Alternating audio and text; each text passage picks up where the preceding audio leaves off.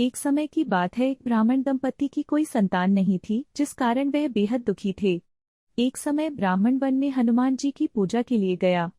वहां उसने पूजा के साथ महावीर जी से एक पुत्र की कामना की। घर पर उसकी स्त्री भी पुत्र की प्राप्ति के लिए मंगलवार का व्रत करती थी।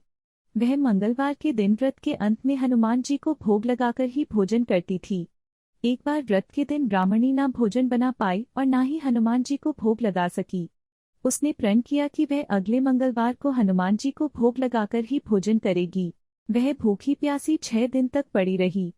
मंगलवार के दिन वह बेहोश हो गई।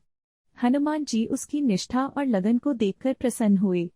उन्होंने आशीर्वाद स्वरूप ब्राह्मणी को एक पुत्र दिया और कहा कि यह तुम्हारी बहुत सेवा करेगा। बालक को पाकर ब्राह्मणी अति प्रसन्न हुई। उसने बालक का नाम मंगल रखा। कुछ समय उपरांत जब ब्राह्मण घर आया तो बालक को देख पूछा कि वह कौन है। पत्नी बोली कि मंगलवार व्रत से प्रसन्न होकर हनुमान जी ने उसे यह बालक दिया है। ब्राह्मण को अपनी पत्नी की बात पर विश्वास नहीं हुआ।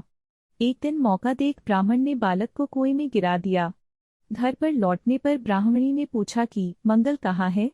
तभी पीछे से मंगल मुस्कुराकर आ गया। उसे वापस देखकर ब्राह्मण आश्चर्यचकित रह गया। रात को हनुमान जी ने उसे सपने में दर्शन दिए और बताया कि यह पुत्र उसे उन्होंने ही दिया है। ब्राह्मण सत्य जानकर बहुत खुश हुआ। इसके बाद ब्राह्मण दंपति प्रत्येक मंगलवार को व्रत रखने लगे। जो मनुष्य मंगलवार व्रत कथा को पढ़ता या सुनता है और नियम से व्रत रखता है, उसे हनुमान जी की कृपा से सब कष्ट दूर होकर सर्व सुख प्राप्त होता है और हनुमान जी की दया के पात्र बनते हैं।